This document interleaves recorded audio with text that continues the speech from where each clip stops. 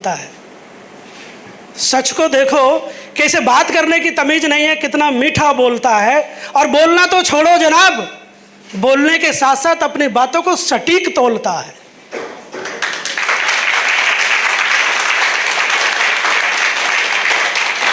और हकीकत क्या होती है इसकी? हकीकत तो वही होती है ना जो बोलता है, लेकिन उसकी बातें समझ में लेट आती हैं, देर से आती हैं, बाद में आती हैं, लेकिन बोलता तो सत्य ही है ना। यस और नो? यस और नो? इस बिजनेस में सफलता यदि पानी है तो सब कुछ गेन कर लो, सब कुछ समझ लो, सब कुछ सुधार कर लो, लेकिन जब तक अपने मन से, अपने दिल से, अपनी श्रद्धा से, अपने विश्वास से, अपनी आत्मा से किसी को गुरु नहीं बनाओगे, तब तक सक्सेस पाना कठिन है। समझ में आ रही है बात? सबसे पहले किसकी जरूरत है? गुरु की जरूरत है। बिना गुरु के ज्ञान नहीं मिल सकता, और बिना ज्ञान अंधों के समान। तो सबसे पहले आज से आप एक काम जरूर करें कि इस बिजनेस में यदि आपको सफलता चाहिए, आपको बहुत बड़ी सफलता चाहिए, तो अपना एक आदर्श बनाइए, अपना एक गुरु बनाइए, अपना एक मेंटर ऐसा बनाइए जिसके वादे के खिलाफ ही आपको नहीं करनी पड़े जिंदगी में। उससे वादा खिलाफी आपको जीवन में करनी ही नहीं है, उससे बाहर हटके जाना ही नहीं है। समय कोई भी हो, टाइम कोई भी हो, बात कोई भी हो, करने का तरीका कोई भी हो, लेकिन एक बार गुरु ने बोल दिया वो कर लिया। क्योंकि कभी भी सच्चे मन से बनाया हुआ गुरु धोखा नहीं देता, धोखा नहीं देता। एक व्यक्ति एक कलाकारी का काम करता था, मार्केट में जाता था, बहुत सारे लोगों के बीच जाता था, और वो जानते हैं बोरी सिलने के काम में जो आता है, क्या कहते हैं उसको? क्या कहते हैं? हमारे इधर तो सुआ कहते हैं उसको, पता नहीं आपकी तरफ क्या कहते हैं। कुल मिलाकर के समझाने का मकसद था, आपके दिमाग में बात पहुंच गई। वो क्या करता था? वो कलाकारी करता था, लोगों के साथ में बीच में खेल दिखाता था, और खेल दिखाते दिखाते उसकी कलाकारी इतनी बढ़िया थी कि वो इस तरीके से उसको ऊपर हवा में उछालता था और जीभ बाहर निकाल के जीभ पर रोक लेता था उसको। उसका रोज का काम था। बहुत समझदार एक पढ़े लिखे और बहुत पुराने बुजुर्ग वहां बैठे थे। उन्होंने उसकी कला को देखा और वो समझ गए कि ये कला इसने कहां से सीखी है, ये कला इसने कहां से सीखी है। उस कला को देख के वो समझ गए। उन्होंने बाद में उस लड़के को अपने पास बुलाया और उससे पूछा कि भाई तेरा गुरु कौन है? अब उसके दिमाग में बात आई कि यार ये गुरु के बारे में पूछ रहे हैं और गुरु मेरा कोई है नहीं। तब उसने अपनी मेमोरी चेक करी और देखा कि यार ये कला मैंने कहाँ से सीखी थी। तो एक दिन किसी नदी के किनारे पे वो जा रहा था घूमते हुए, तो बगुला आया और बगुले ने क्या काम किया? मछली को उठाया, यूं उछाला और अंदर गटक गया। यही काम करता है बगुला, कीड़ों को पहले उठाता है, फिर उछालता है, फिर अंदर खाता है। ऐसा ही करता है ना वो। तो ये कलाकारी उसने किससे सीखी थी? किससे सीखी थी? बगुले से उसने ये कलाकारी सीखी थी। और इस कलाकारी को उसके सामने बताते हुए उसको शर्म आ रही थी कि गुरु बताऊं तो बताऊं किसको? बगुले को गुरु कहूंगा तो शर्म नहीं लगेगी? बात समझ में आ रही है कि नहीं? कि बगुले को गुरु बताऊंगा तो शर्म लगेगी, इसलिए उसने कहा कि मैंने किसी से नहीं सीखा, मेरा कोई गुरु नहीं है। उस बुजुर्ग ने बड़े सुंदर जवाब दिया कि आप क्या करके दिखाना। और दोबारा जब वो करने गया तो जो वो सुआ था उसके जीभ पे नहीं रुक के सीधा अंदर चला गया। बात समझ में आई? ये होता है गुरु का सम्मान।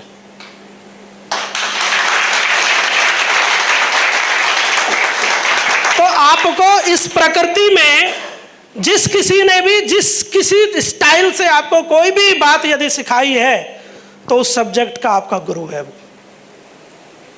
उस सब्जेक्ट का आपका गुरु है। उसने उस गुरु के तरीके से आपको जो कुछ भी दिया है, जो कुछ भी सिखाया है, वो आपका गुरु बन गया।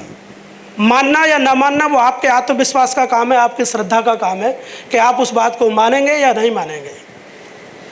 लेकिन एक बात आप ही से पूछता हूं कि आज तक आपने बहुत सारे महान लोगों की कहानियां पढ़ी हैं, बहुत सारे लोगों को आपने मार्केट में सफल होते हुए देखा है। क्या किसी के मुंह से आपने सुना कि बिना गुरु के मैं सफल हुआ? कोई ऐसा व्यक्ति सफल, चलो नेटवर्क मार्केटिंग बिजनेस को छोड़ दीजिए, इससे बाहर की दुनिया में हम जाएं तो क्या कोई व्यक्ति कभी बिना किसी गुरु के सफल हुआ है? हो सकता है? हो सकता है? तो इसका मतलब है कि मेरी बात सही है और आज से हमें अपना एक बिजनेस का गुरु मानना है। सिद्धांतवादी एक गुरु का आचरण करना है, उसकी बातों को फॉलो करना है और उन पे बढ़ के हमें आगे चलना है। चलेंगे? चलेंगे? गुरु मानेंगे? गुरु मानेंगे? फिर गारंटेड आप सफलता लेंगे। अब काम करते करते बहुत सारी ऐसी प्रॉब्लम है जो हमारे बीच में बनती है, अपलाइन के बीच में बन जाती हैं, टीम के बीच में बन जाती हैं। बहुत चीज़ें ऐसी होती हैं जिनको एक्सप्लेन भी नहीं किया जा सकता, लेकिन वो चीज़ें हमें दुख देती हैं। अपनी ही टीम से हम किसी छोटी छोटी बात को लेकर घृणा कर लेते हैं। अपने ही अपलाइन ने अगर हमें कहीं थोड़ा सा डांट दिया, हम उससे भी घृणा कर लेते हैं कि मेरा अपलाइन बढ़िया नहीं है, मैं तो अपलाइन चेंज करूंगा, मुझे इसके साथ काम नहीं करना है, मुझे दूसरे अपलाइन की जरूरत है। करते हैं कि नहीं करते हैं?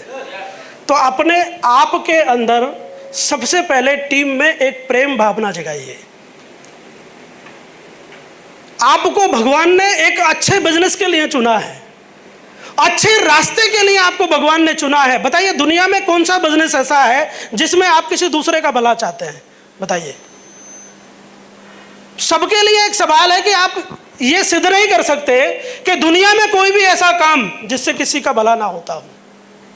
कोई काम नहीं मिलेगा आपको। और ऐसा कौन सा काम जिसमें आप किसी दूसरे का भला चाहते हैं? मार्केट में छोटे से छोटा व्यापारी भी क्या किसी दूसरे का भला चाहता है? कोई ऐसा व्यक्ति मिलेगा आपको जो किसी का भला करने वाला होगा? कोई नहीं मिलेगा। लेकिन इस बिजनेस में सबसे ज्यादा भला कौन चाहता है आपका? कौन चाहता है? अपलाइन। अपलाइन आपका इतना भला चाहता है, इतना भला चाहता है कि आपको कितनी गंदी जगहों से निकाल के और एक स्टार, एक फूल के कमल में बिठा देता है। आपको एक बड़ी स्टेज पे लेके चला जाता है। आपकी जिंदगी का साध्य माध्य होता है वो ऐसा व्यक्ति जिसने आपकी गरीबी को देखा हो, गरीबी को झेला हो और अपने पीछे बिठा के आपके साथ में मेहनत करके पैसा कमाने का रास्ता दिया हो। ऐसे व्यक्ति से भी हम छोटी सी गलती हो जाने से उसका प्रेम भूल जाते हैं, उसका त्याग भूल जाते हैं, उसका सेक्रीफाइस भूल जाते हैं। हम 2 सेकंड में भूल जाते हैं क्या किया इसने मेरे लिए, कुछ नहीं किया है, भूल जाते हैं।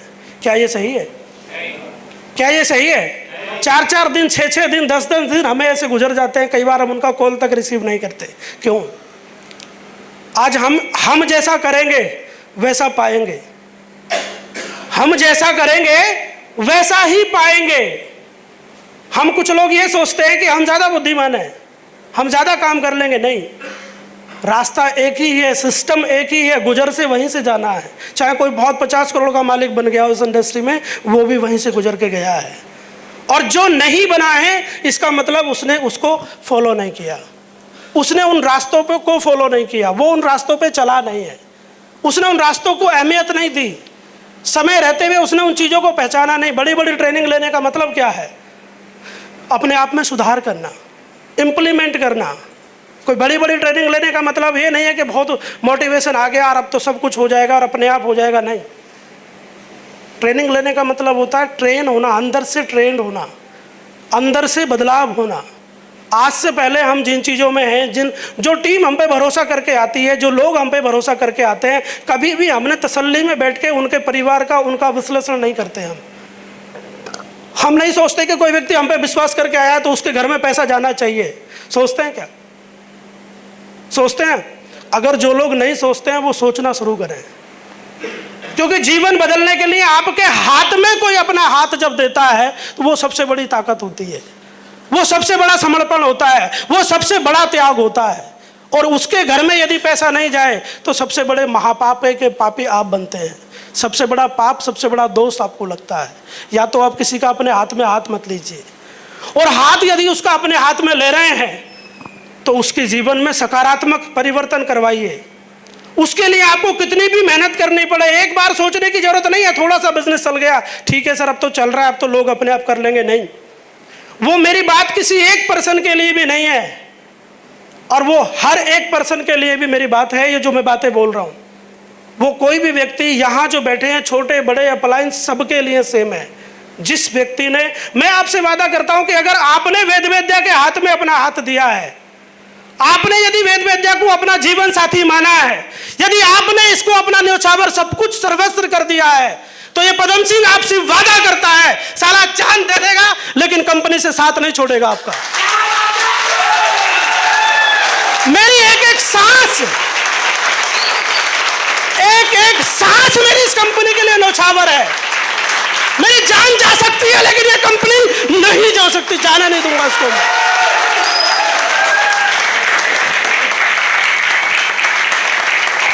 Thank you. ऐसे ही आपको भी अपने एक एक मोती को माला बनाने के लिए प्रो के रखना है, प्रेम करना है। लोग कुत्ता पालते हैं, कुत्ते को प्रेम करते हैं यार, नहीं करते क्या? एक जानवर